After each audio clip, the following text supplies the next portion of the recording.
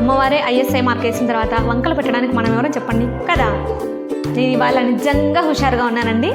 ఎందుకంటే నాకు తెలియని విషయం ఒకటి ఇవాళ నేను తెలుసుకున్నాను అనమాట. అదేంటంటే You're watching Simply with Spandu. Hi friends, this is Spandana. Welcome back to my channel simply with Spandu. ఎలా ఉన్నారు అందరూ? బాగున్నారా? నేను ఇవాళ నిజంగా హుషారుగా ఉన్నానండి. ఎందుకంటే నాకు తెలియని విషయం ఒకటి ఇవాళ నేను తెలుసుకున్నాను అనమాట. అదేంటంటే నా ఛానల్లో వీడియోస్ బాగా లెంతీ అయిపోయాయని.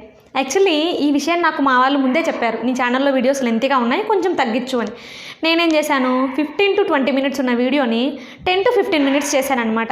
సో మళ్ళీ నిన్న చక్కెర పొంగలి చేసినప్పుడు ఆ వీడియో చూసిన మన సబ్స్క్రైబర్ ఒకరు నాకు చెప్పారనమాట, మరి అంత లెంతీగా చేయొద్దండి, 5 to 10 minutes చేయండి, అప్పుడు అందరూ లైక్ షేర్ సబ్స్క్రైబ్ చేస్తారు అని. సో నాకు అప్పుడు అనిపించింది, ఒక 10 to 15 minutes కూడా లెంతీయేనా అని. సో అలాగన్నమాట. మీరు ఇలా సలహాలు ఇస్తే నేను వెంటనే కరెక్ట్ చేసేస్తాను. అందుకనే మీరు కామెంట్ ద్వారా మీ అభిప్రాయాన్ని నాకు తెలియజేయడం చాలా ఇంపార్టెంట్. ఈరోజు మన సబ్స్క్రైబర్ చెప్పిన విధంగా నా వీడియోని షార్ట్ అండ్ స్వీట్గా ఒక స్వీట్ రెసిపీ చేసి చూపించబోతున్నాను అనమాట. సో ఆ స్వీట్ రెసిపీ ఏంటంటే, అమ్మవారికి బాగా ఇష్టమైన వాటిలో ఫస్ట్ నెంబర్లో ఉండేది ఏంటంటే క్షీరాన్నం, సగ్గుబియ్యం పరమాన్నం చేస్తున్నాను అనమాట.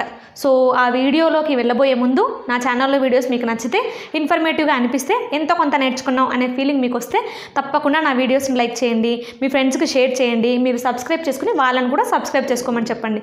అంతేకాకుండా ఆ పక్కన బెల్ ఐకాన్ క్లిక్ చేసి ఆల్ అనే ఆప్షన్ చూస్ చేసుకోవడం మాత్రం మర్చిపోవద్దు. Okay, let's start the video.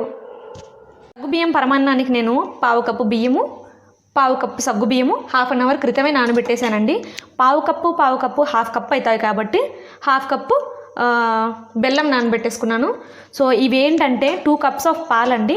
దీంట్లో వాటర్ ఏమీ యాడ్ చేసుకోలేదు, కొంచెం వాటరీగానే ఉన్నాయి. దేవుడికి చేసే ప్రసాదాలు పాలతోనే చేసుకుంటారు కాబట్టి నేను ఇలా చేశాను అనమాట. ఈ కప్తో మెజర్ చేశాను. సో ఇప్పుడైతే ఫస్ట్ మనం పాలు వేడి చేసుకుందాం. ఇలా పొంగొస్తున్నాయి కదా. సో ఇలా పొంగొచ్చినప్పుడు ఏం చేయాలంటే గ్యాస్ను లో ఫ్లేమ్లో పెట్టుకుని ఫస్ట్ అయితే సగ్గుబియ్యం వేసేస్తున్నానండి. నేను సగ్గుబియ్యం అయితే నేను 1/2 hour నానబెట్టుకున్నాను, కానీ బియ్యం నేను పావు గంట క్రితమే నానబెట్టేశాను అనమాట. అది 15 minutes, ఇది 30 minutes. సో నేనేం చేస్తున్నానంటే రెండు ఒకటేసారి వేసేస్తున్నాను అనమాట. అంటే ఎలాగో ఇది 1/2 hour నానింది కాబట్టి బాగా సోక్ అయింది. ఇప్పుడు నేను బియ్యం కూడా ఒకేసారి వేసేస్తున్నాను.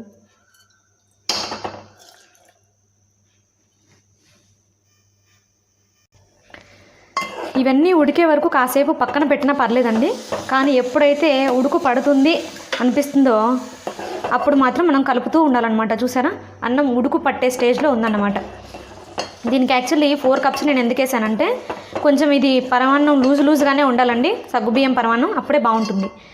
ఇంకా అన్నం కూడా దీంట్లో బాగా మెత్తగా ఉడకాలి. అడుగు మాడకుండా ఉండడానికి మీరు కూడా ఇలాగే మందంది తీసుకుంటే బాగుంటుంది, లేకపోతే తొందరగా అడుగు మాడిపోతుంది. మనం కలుపుకుంటూ దీని మీదే కాన్సన్ట్రేట్ చేస్తూ ఉండాలన్నమాట. పరమాన్నం బాగా దగ్గర పడిపోతుందండి. ఇలాంటప్పుడు ఏంటంటే మనకు గిన్నె పెట్టుకున్నాం కదా, ఆ గిన్నె గోడలకు కూడా కొంచెం క్రీమీగా అంటుతుందన్నమాట. సో అలా అంటుతున్నప్పుడు మనం దాన్ని కూడా కొంచెం పక్కకి ఇలా తీసుకుని ఇలా కలుపుతూ ఉండాలి.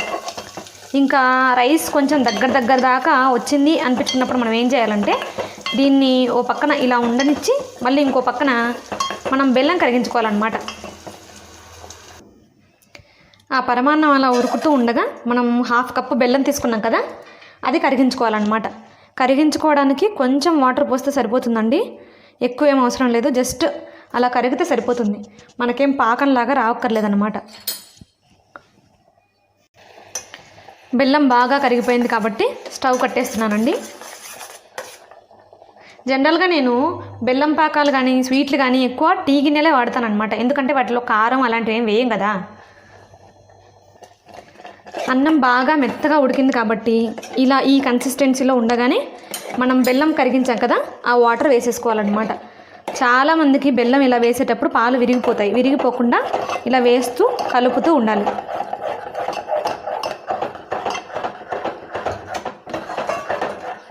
ఇది కాస్త దగ్గర పడే వరకు ఉంటే సరిపోతుందండి.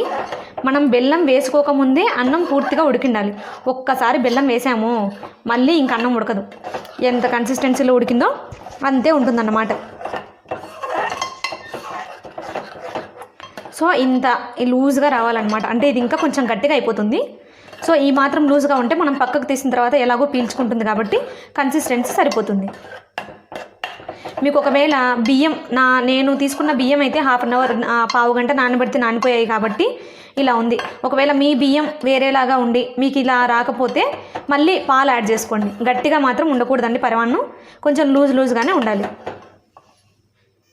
ఇప్పుడు మన పరమాన్నం రెడీ అయిపోయింది కాబట్టి దీంట్లో మనం నెయ్యిలో వేయించుకున్న డ్రై ఫ్రూట్స్ వేసుకుందాం. ఫస్ట్ అయితే డ్రై ఫ్రూట్స్ వేయించుకుందాం.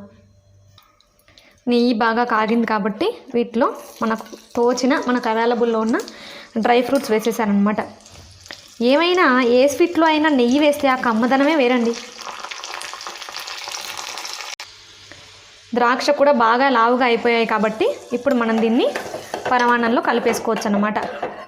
నెయ్యి వేయగానే పరమాన్నం టేస్ట్ ఉంటుందండి. అసలు స్మెల్ గుమగుమలాడిపోతుంది అంతే. సర్వింగ్ బౌల్లోకి తీసుకుంటే ఇలా ఉందన్నమాట.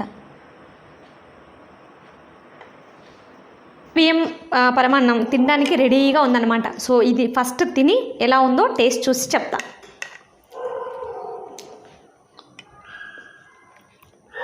నిజంగా అండి అద్భుతం. నోట్లో మొదటి ముద్ద పెట్టుకోగానే ఫస్ట్ నెయ్యి టేస్ట్ తెలిసింది. అందుకే అనుకుంటా ఇది అమ్మవారికి అంత ఇష్టం. అయినా అమ్మవారే ISI మార్క్ వేసిన తర్వాత వంకలు పెట్టడానికి మనం ఎవరైనా చెప్పండి కదా. సో ఈ రెసిపీ మీరు కూడా మీ ఇంట్లో ట్రై చేసి ఎలా ఉందో నాకు కామెంట్ ద్వారా తెలియజేయండి.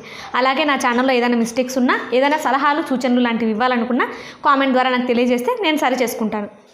ఫస్ట్ అయితే మన ఛానల్ని అర్జెంటుగా సబ్స్క్రైబ్ చేసుకోండి, లైక్ చేయండి, షేర్ చేయండి. Okay, bye. Thanks for watching.